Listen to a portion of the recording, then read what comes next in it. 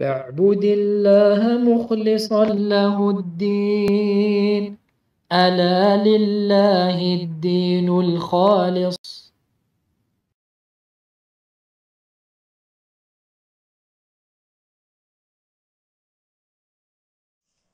إن الحمد لله نحمده ونستعينه ونستغفره ونعوذ بالله من شرور أنفسنا ومن سيئات أعمالنا. من يهده الله فلا مضل له ومن يضلل فلا هادي له، وأشهد أن لا إله إلا الله وحده لا شريك له، وأشهد أن محمدا عبده ورسوله صلى الله عليه وعلى آله وصحبه وسلم. يا أيها الذين آمنوا اتقوا الله حق تقاته ولا تموتن إلا وأنتم مسلمون. يا أيها الناس اتقوا ربكم الذي خلقكم من نفس واحدة وخلق منها زوجها وبث منهما رجالا كثيرا ونساء، واتقوا الله الذي تساءلون به والأرحام إن الله كان عليكم رقيبا. يا أيها الذين آمنوا اتقوا الله وقولوا قولا سديدا يصلح لكم أعمالكم ويغفر لكم ذنوبكم، ومن يطع الله ورسوله فقد فاز فوزا عظيما. أما بعد، فإن أصدق الحديث كتاب الله، وخير الهدي هدي محمد بن عبد الله، وشر الأمور محدثاتها، وكل محدثة بدعة، وكل بدعة ضلالة، وكل ضلالة في النار. حمانا الله وإياكم منها. إخوتي في الله، السلام عليكم ورحمة الله وبركاته.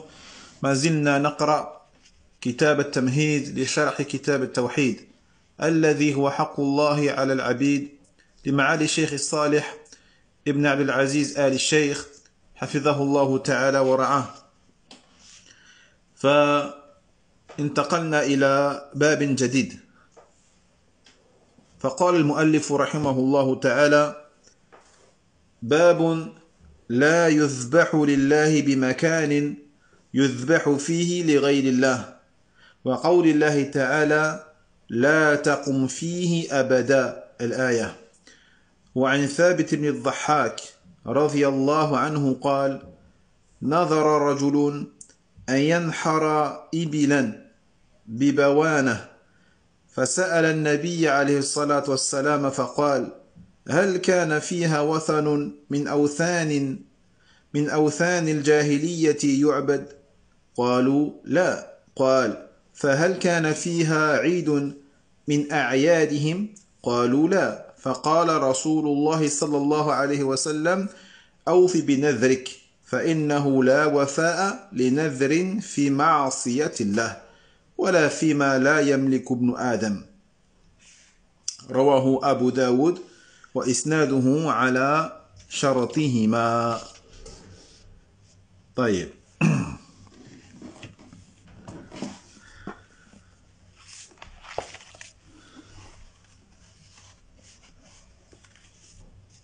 نعم.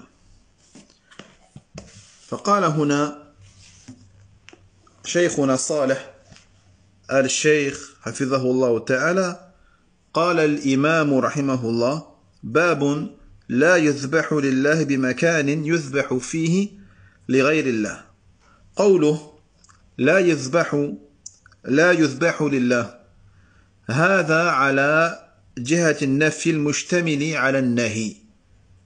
هذا على جهة النفي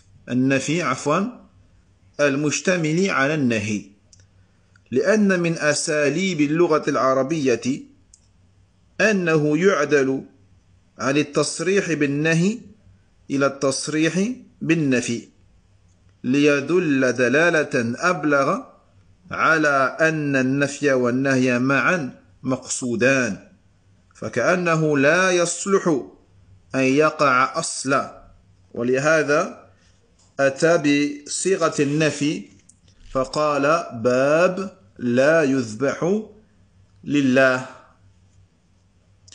وقال بعض أهل العلم: يحتمل أن تكون لا للنهي، فيكون الفعل المضارع بعدها مجزوما، أي باب لا يذبح لله بمكان يذبح فيه لغير الله.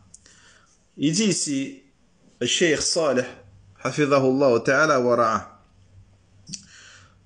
Donc l'auteur ici commence le chapitre numéro 10 par l'intitulé, comme d'habitude, ici, qui est chapitre « On ne sacrifie pas pour Allah dans un lieu où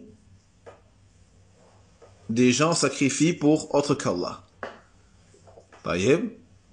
Ou sinon, on pourrait dire « On ne sacrifie pas pour Allah dans un lieu où des choses sont sacrifiées pour autre qu'Allah tabaraka wa ta'ala. » Donc ici, il dit le cheikh, la parole de l'auteur, la yuthbahu lillah. On ne sacrifie pas pour Allah. On n'immole pas pour Allah. On n'abat pas une bête pour Allah. Donc ici, on a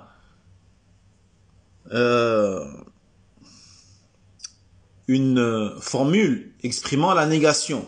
La yuthbahu. On a une négation ici. À travers le la de négation. Mais il dit le cheikh, cette négation, elle inclut une interdiction. Donc c'est pas une simple négation, mais c'est une négation qui implique une interdiction. Car fait partie des procédés de la langue arabe le fait que l'on puisse délaisser une formule d'interdiction pour dire à la place, pour exprimer à la place une formule de négation.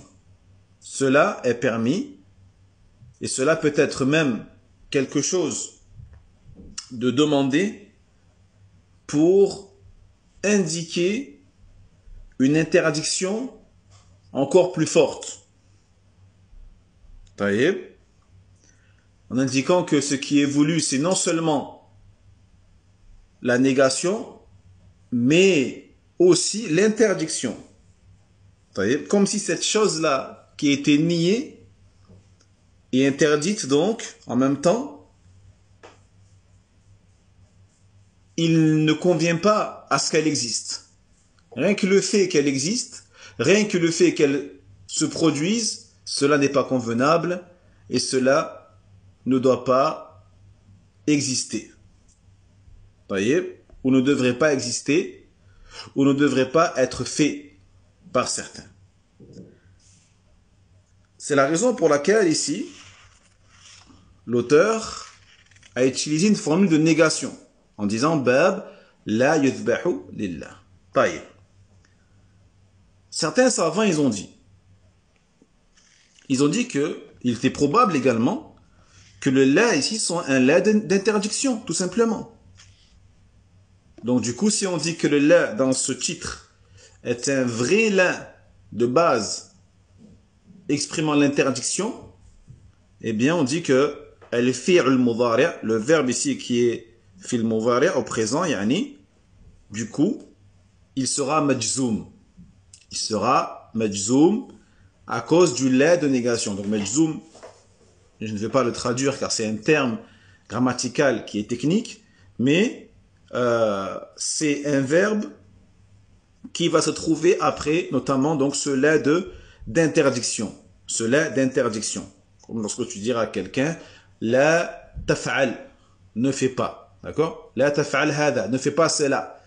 Donc ici, taf'al, on dit qu'il est majzoum. La la takhruj, ne sors pas. Takhruj, il est majzoum.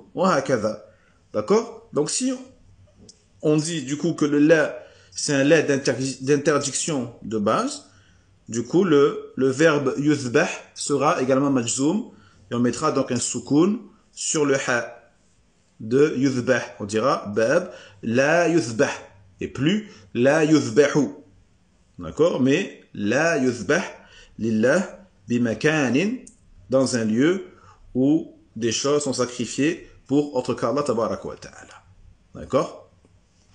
طيب.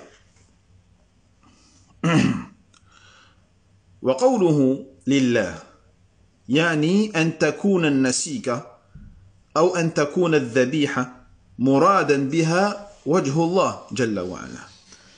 Donc lorsqu'il dit l'auteur, on ne sacrifie pas pour Allah, lillah, C'est-à-dire que la bête qui est sacrifiée, hein, elle est sacrifiée pour Allah, pour le visage d'Allah, pour la satisfaction d'Allah subhanahu wa ta'ala.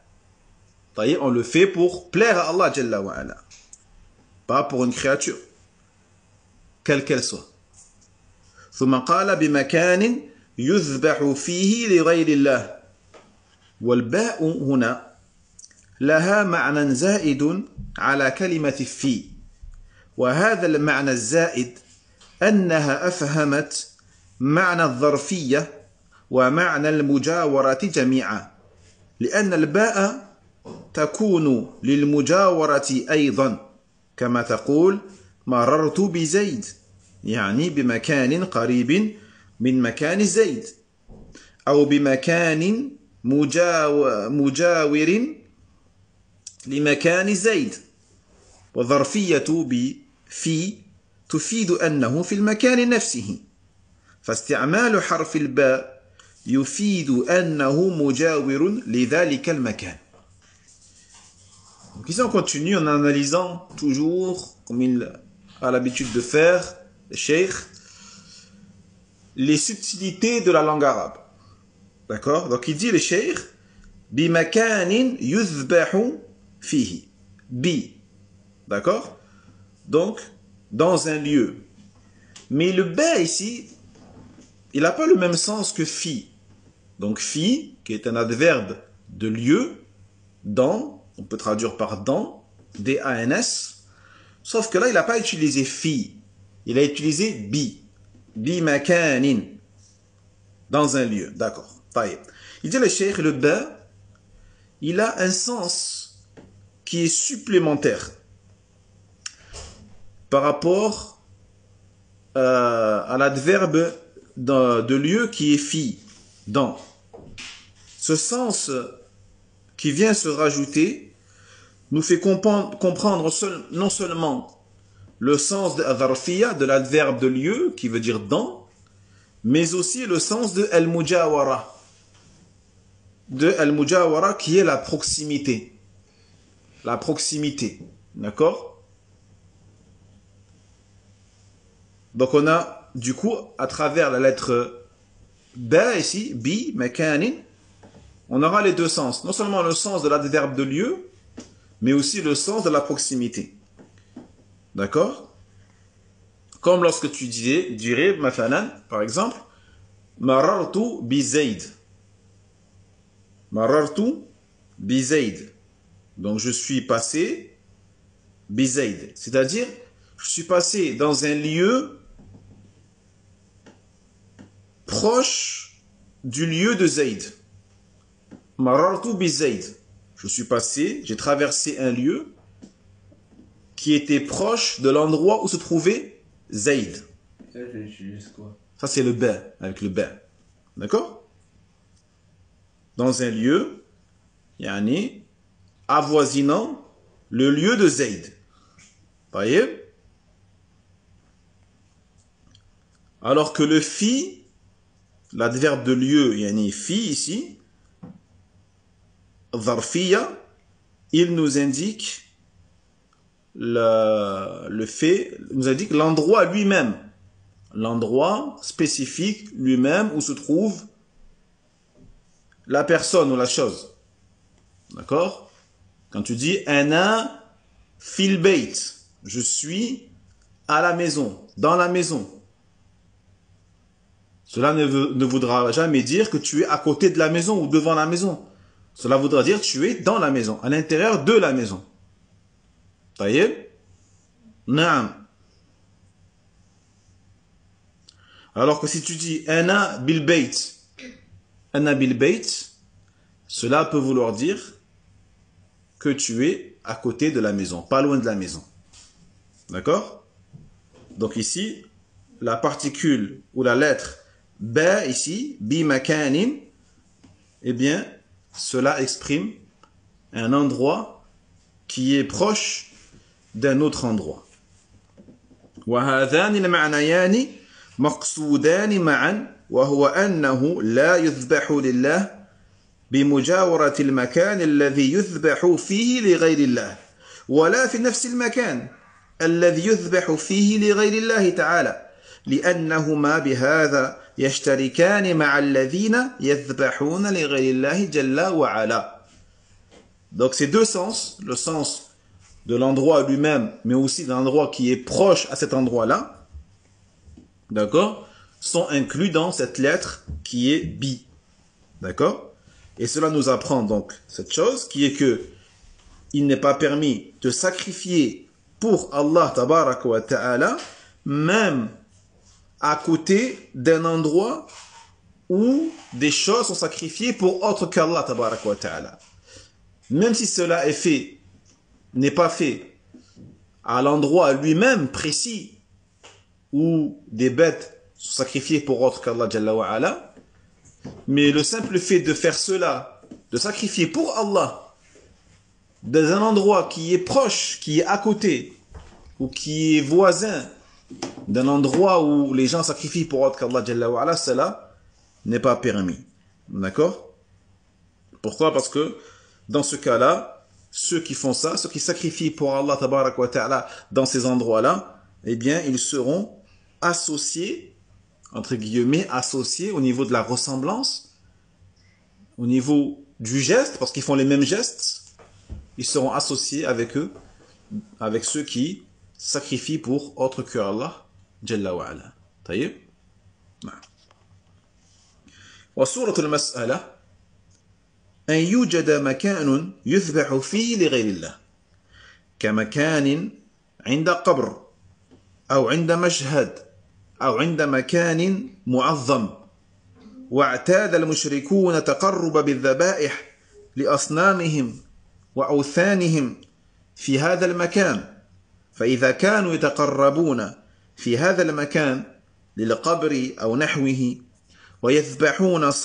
ويذبحون لصاحبه يعني من أجله فإنه لا يحل أن يذبح المسلم الموحد في هذا المكان ولو ذبحه خالصا لله تبارك وتعالى لأنه يكون قد شابه أولئك المشركين في تعظيم الأمكنة التي يتعبدون فيها بأنواع العبادات التي يصرفونها لغير الله جل وعلا فالذبح لله وحده وإن كان خالصا له إن كان في المكان الذي يتقرب فيه لغير الله تعالى فإنه لا يحل ولا يجوز بل هو من وسائل الشرك ومما يغري بتعظيم ذلك المكان وحكمه أنه محرم ووسيلة من وسائل الشرك. Dit le cheikh, donc on va donner une image ou un exemple concret pour que l'on comprenne bien. On a par exemple un lieu où des choses, des bêtes sont sacrifiées pour autre que Allah tabaraka wa ta'ala. Comme il y a un endroit proche d'une tombe spécifique, d'un mausolée, d'un temple, ou un endroit qui est glorifié par les gens. D'accord? Et dans lequel les polythéistes ont l'habitude de sacrifier, de faire des sacrifices pour leurs idoles hein, dans cet endroit, ce lieu. Taïb? Donc, du moment où ces gens font ces choses-là, dans ces lieux-là, en direction de la tombe, pour la tombe, pour celui qui est enterré dans cette tombe ou dans ce mausolée. Par conséquent, il ne sera pas permis aux musulmans monothéistes eh bien, de sacrifier, d'immoler une bête dans ce même endroit ou à côté de cet endroit, il y en a à proximité de cet endroit, même si bien sûr, il est sacrifié pour Allah. Il sacrifie pour Allah tabaraka wa ta'ala. C'est un muwahhid, c'est un monothéiste. Mais il lui sera quand même interdit de faire cela dans cet endroit-là. Ou à proximité. D'accord? Pourquoi c'est interdit? Parce que s'il fait cela, eh bien il va ressembler. Il va avoir un point commun avec ses associateurs taïeb, dans le fait de glorifier ces endroits dans lesquels ces polythéistes s'adonnent à l'adoration à travers diverses adorations. Il n'y a pas que le sacrifice. Il y a d'autres adorations qu'ils vouent pour ces morts, pour ces tombes, pour ces endroits, pour autre qu'Allah tabaraka wa ta'ala. Donc le fait d'abattre une bête pour Allah Jalla wa ala seul, même si la personne, elle fait ça sincèrement, exclusivement pour Allah Jalla wa ala, et bien si c'est dans cet endroit-là, dans lequel des gens se rapprochent d'autres que Allah Jalla wa ala, cela ne sera pas permis et interdit. Il ne sera pas permis et est interdit. Et cela est même une des voies qui mènent vers le polythéisme, vers les shirks. Et il fait partie des choses qui incitent les gens à venir glorifier cet endroit-là. D'accord? Aïnaam. Donc, le jugement de cet acte-là, c'est quoi? C'est que cela est interdit et, comme on a dit, est une des voies qui mènent vers le shirk, vers l'associationnisme. قال الشيخ رحمه الله ورفع درجاته في الجنة وقول الله تعالى لا تقم فيه أبدا فهذا النهي هو عن القيام في مسجد الضرار الذي بناه المنافقون وقد أقاموه إرصادا ومحادة لله ورسوله عليه الصلاة والسلام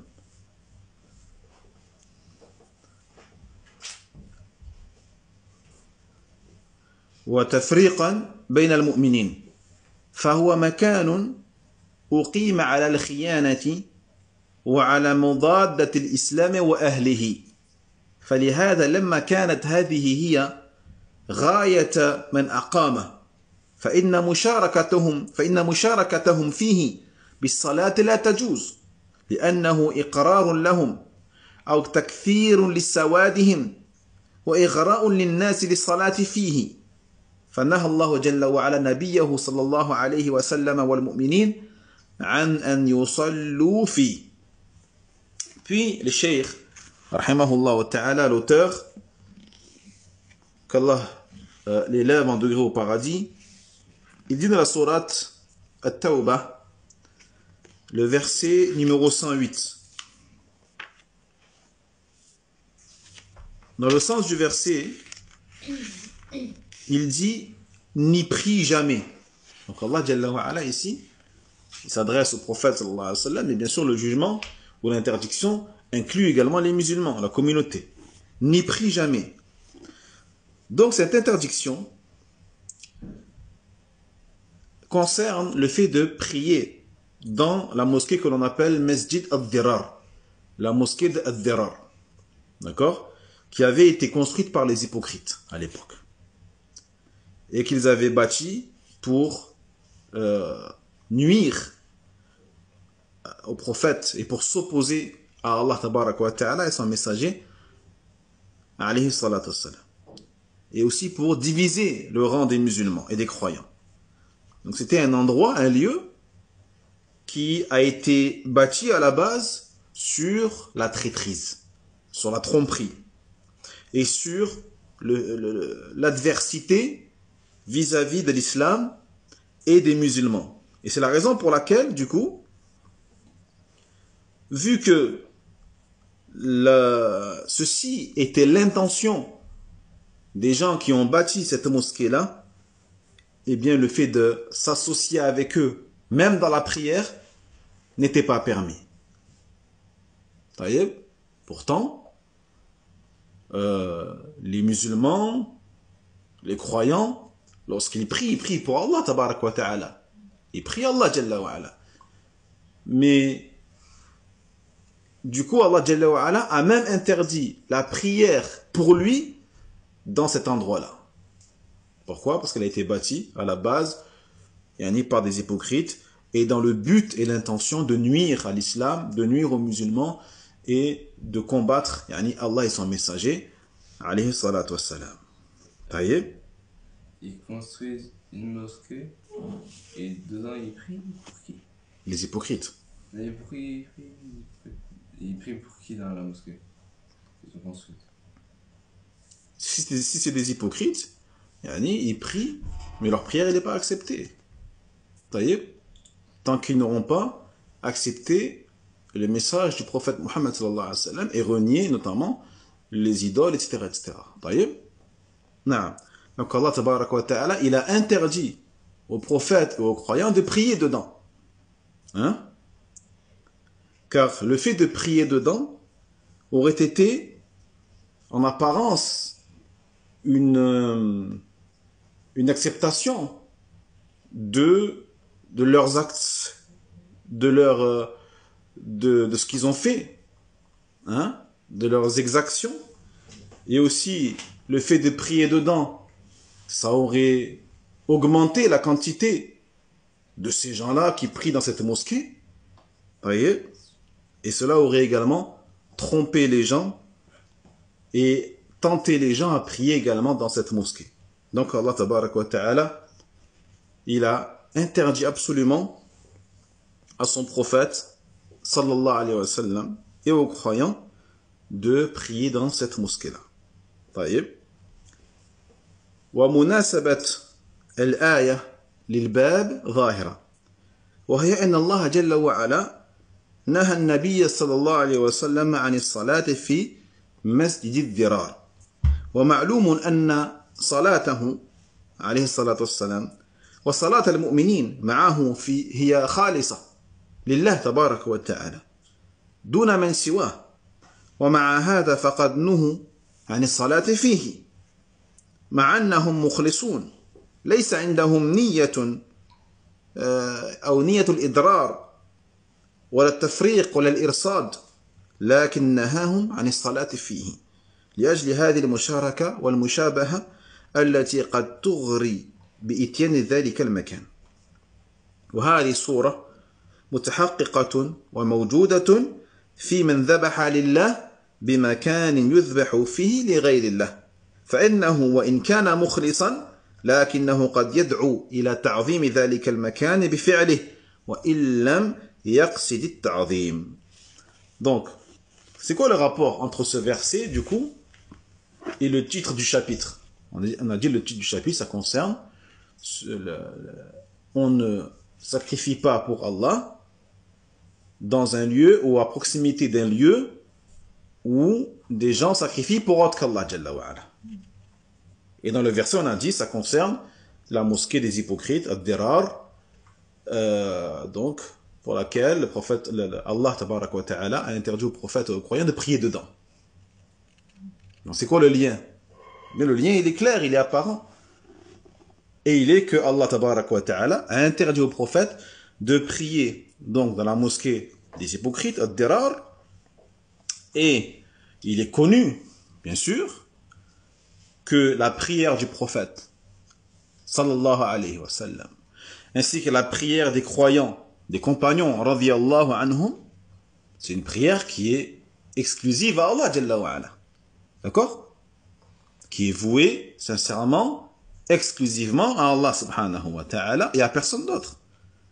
Mais malgré cela, Allah, jalla wa ala, leur a interdit de prier dans cette mosquée-là, dans cet endroit-là. Bien qu'ils sont des gens qui sont sincères, yani mukhlisin, sincèrement voués à Allah Jalla wa Ala, et qui n'ont aucune intention de nuire, de diviser ou de faire du mal aux musulmans. Mais Allah Jalla wa Ala leur a interdit de prier dedans, parce que le fait de s'associer avec eux et le fait de ressembler à eux dans cette prière-là, ça peut induire les gens en erreur et inciter les gens à venir prier également dans cet endroit-là. Donc on voit ici le point commun entre donc l'interdiction de prier pour Allah dans un endroit qui a été bâti sur la trahison, sur le mensonge, sur la lutte contre l'islam, etc. Et le fait de sacrifier pour Allah dans un endroit où des gens sacrifient pour autre qu'Allah. D'accord? Donc on voit ici le point commun qui est clair, qui est donc en rapport avec le fait de celui qui sacrifie pour Allah à proximité ou dans un endroit où l'on sacrifie pour autre que Allah subhanahu wa ta'ala, même s'il est sincère, même s'il voue son sacrifice pour Allah Jalla wa ala seul, eh bien cela, à travers son acte en fait, c'est comme s'il appelait à glorifier cet endroit-là. C'est comme si il participait à la glorification de cette créature ou de cet endroit-là, et que il ne veut pas pour cela, même s'il ne veut pas par cela glorifier cet endroit-là, au contraire, il veut se rapprocher d'Allah Jalla wa ala seul, mais malgré ça, Allah Jalla wa ala l'a interdit, pour les raisons que l'on a mentionnées. لكن هنا إيراد وهو أنه جاء الإذن عن الصحابة بالصلاة في الكنيسة، وقد صلى عمر رضي الله عنه في كنيسة بيت المقدس، ومن الصحابة رضي الله عنهم من صلى في كنائس بعض البلاد، فصلاتهم في الكنائس لله جل وعلا أليست مشابهة للصلاة في مسجد الضرار أو للذبح في مكان يذبح فيه لغير الله. Ici on a peut-être certains qui vont apporter une certaine ambiguïté ou une contradiction. Ils vont dire, donc on a vu qu'il était interdit de prier dans la mosquée des hypocrites, qu'il était interdit de sacrifier pour Allah dans un endroit où l'on sacrifie pour autre qu'Allah. Mais qu'en est-il alors des compagnons, radiyallahu anhum, qui ont été autorisés à prier dans les églises? Il dit Omar, sallallahu alayhi wa sallam, wa radiyallahu anhum, a prié dans une église en Palestine, Beit el-Maqdis. Parmi les compagnons, d'autres ont également prié dans des églises, dans certains pays. Et donc, leur prière, elle est pour Allah, bien sûr. Est-ce qu'elle ne ressemblerait pas à la prière qui aurait été faite dans la mosquée des hypocrites, Masjid ad-Dirar, ou le fait de sacrifier pour Allah dans un endroit où l'on sacrifie pour autre qu'Allah? Qu'est-ce qu'on répond à ça? Al-Jawab سهل أن هذا الإيراد ليس بوجيه، ذلك لأن نهي النبي صلى الله عليه وسلم عن الصلاة في مسجد الضرار وعن الذبح عن الذبح لله بمكان يذبح فيه لغير الله، لأن صورة العبادة واحدة، فصورة الذبح من الموحد ومن المشرك واحدة، وهي إمرار السكين، وهي آلة الذبح على الموضع من البهيمة المراد ذبحها وإهراق دمها في ذلك المكان، والصورة الحاصلة من الموحد ومن المشرك واحدة، ولهذا فإنه لا تمييز بين الصورتين من حيث الظاهر، وإن اختلفت مقاصدهما فكذلك صلاة النبي صلى الله عليه وسلم والصحابة رضي الله عنهم في مسجد الضرار فيها مشابهة من حيث صورة لصلاة المنافقين، فرجع الاختلاف إلى اختلاف ما في القلب والنيات، ومقاصد القلوب مما تخفى على الناس، ولهذا تقع المفسدة من حيث اشتباه الصورة الظاهرية، ولا يحصل بذلك الفعل ولو مع خلوص النية مصلحة.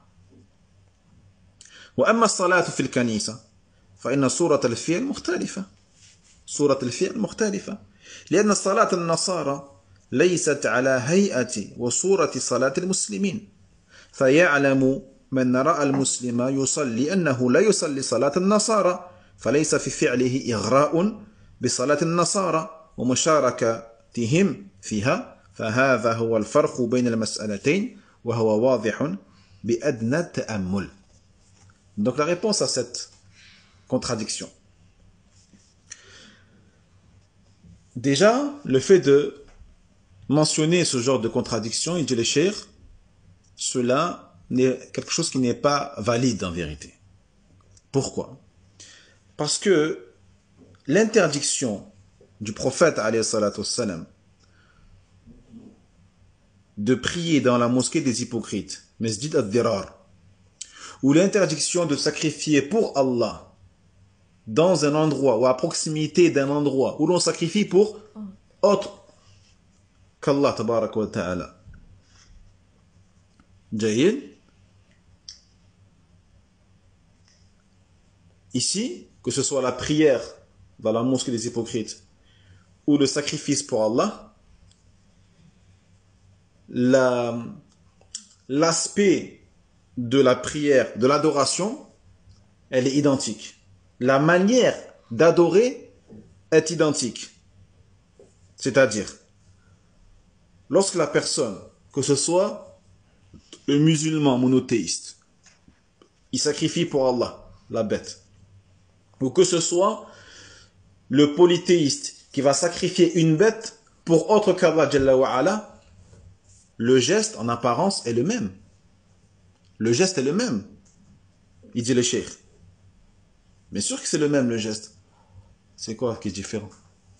Le musulman, il sacrifie pour Allah, mais pas le... Non, mais je te parle du geste qu'il va faire lorsqu'il va sacrifier l'animal. Est-ce qu'il est identique? Il est identique le geste. La personne, les deux, que ce soit le musulman ou le polythéiste, les deux prendront un couteau. Prendront un couteau, mettront la bête au sol, pour trancher ce qu'il y a à trancher de la bête pour la sacrifier. Taïeb. Lorsqu'ils vont faire couler le sang, ils vont le faire de la même manière, que ce soit le musulman qui le fait pour Allah ou l'associateur qui le fait pour une créature. Le geste est le même, c'est vrai ou pas?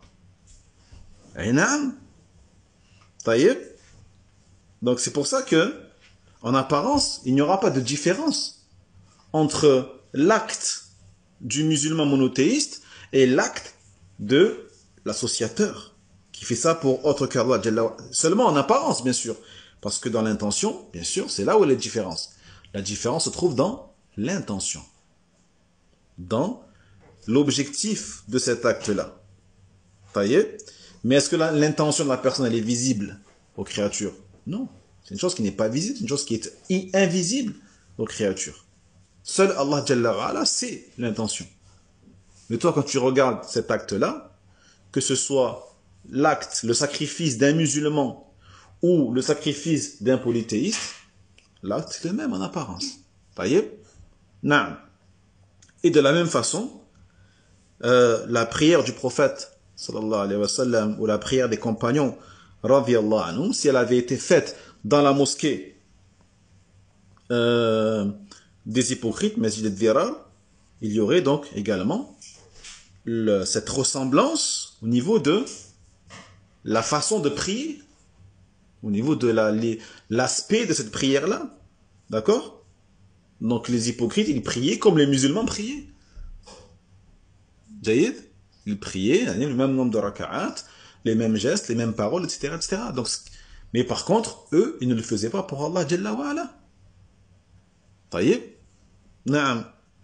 Donc la différence se trouvait seulement au niveau des intentions, au niveau du cœur de la personne. Et le contenu des cœurs, bien sûr, c'est une chose qui est cachée au commun des mortels.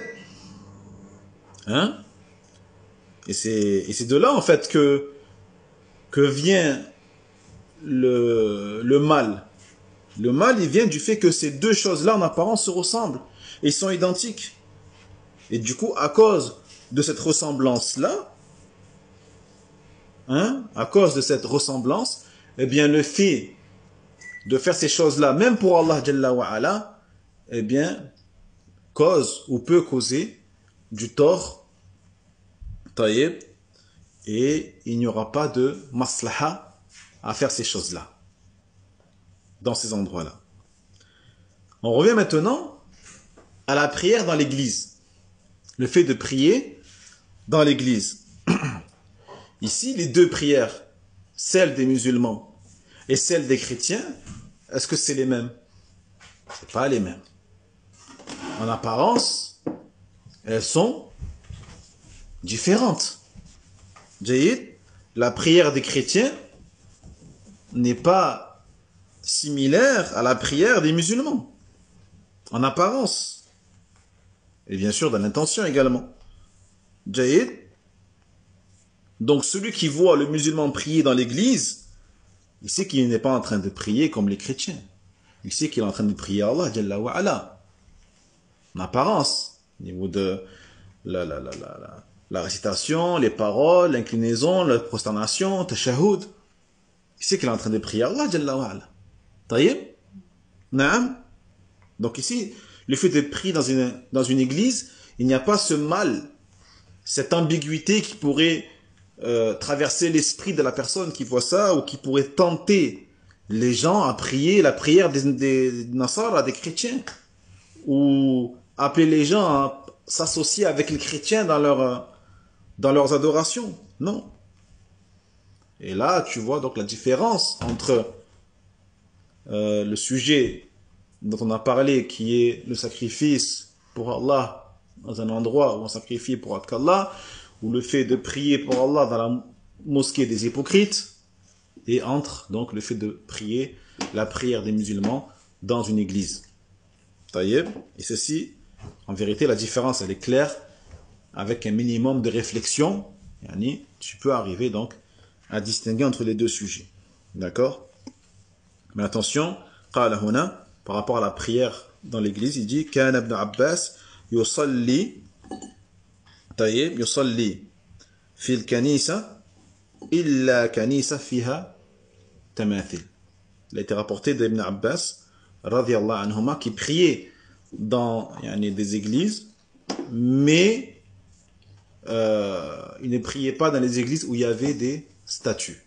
D'accord? Les églises où à l'intérieur il y avait des statues, Ibn Abbas ne priait pas à l'intérieur.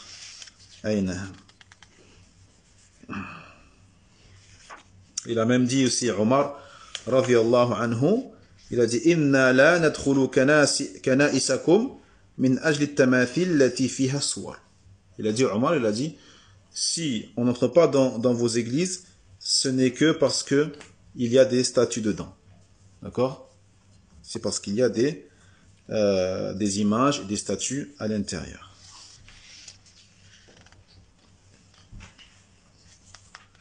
نعم.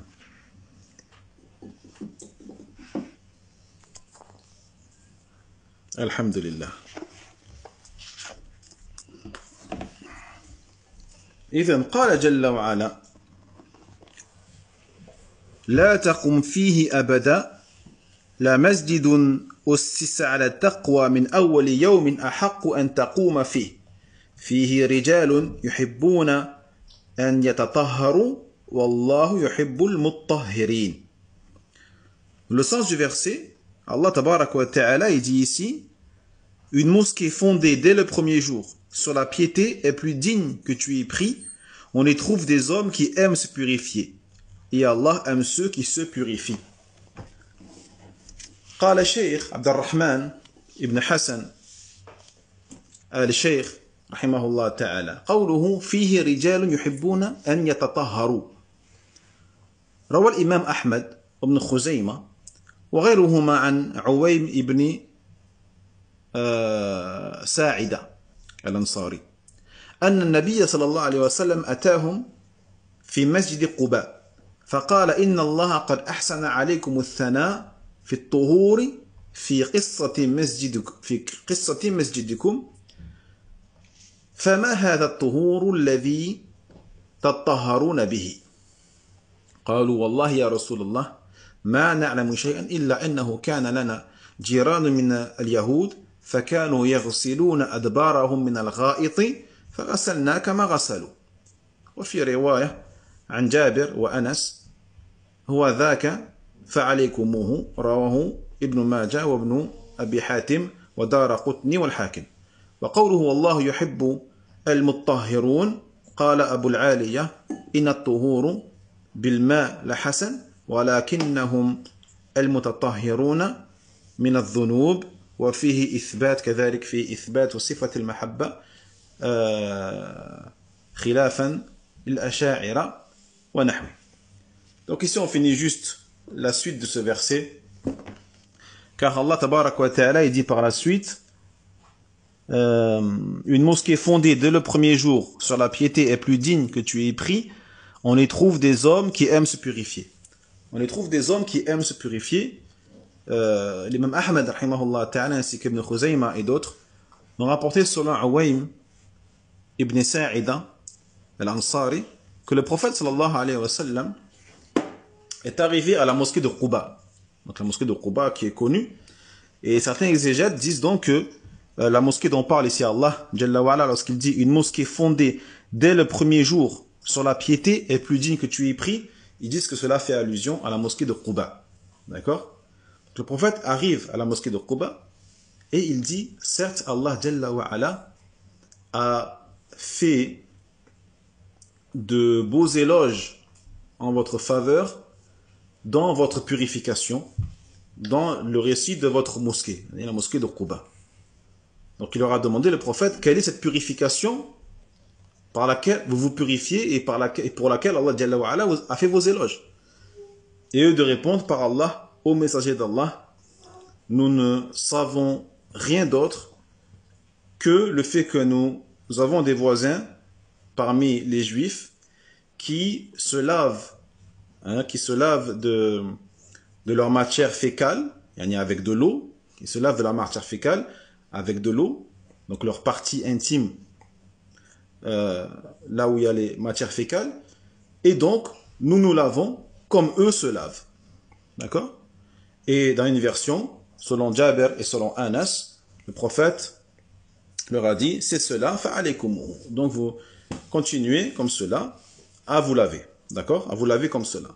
Donc le hadith rapporté par Ibn Majah et Ibn Abi Hatim, Daraqutni, ainsi que le Hakim. Puis il dit Allah Jalla wa ala, et Allah aime ceux qui se purifient. Allah aime ceux qui se purifient. Il dit, Abu al-Aliya, rahimahullah, que le fait de se purifier avec de l'eau, c'est bien. Mais ici, Allah Jalla wa ala, il parle de ceux qui se purifient de leurs péchés. Allah, il parle de ceux qui se purifient de leurs péchés. Et on finit sur ça, Inch'Allah. Lorsqu'il dit Allah, dans le sens du verset, et Allah aime ceux qui se purifient, on a l'affirmation ici de l'attribut d'Allah qui est al-mahabba, l'amour. L'attribut d'Allah qui est l'amour, al-mahabba. Allah aime ceux qui se purifient. Pourquoi c'est important de le dire? Parce que certaines sectes renient l'attribut de l'amour par Allah Jalla wa ala, telles que la secte des Asha'ira et d'autres que eux parmi les innovateurs. نكتفي بهذا إن شاء الله تعالى والعلم عند الله وآخر دعوانا أن الحمد لله رب العالمين وصلى الله على نبينا محمد وعلى آله وأصحابه أجمعين وسلم تسليما جزاكم الله خيرا بارك الله فيكم والسلام عليكم ورحمة الله وبركاته. وينجي الله الذين اتقوا بمفازتهم لا يمسهم السوء ولا هم يحزنون.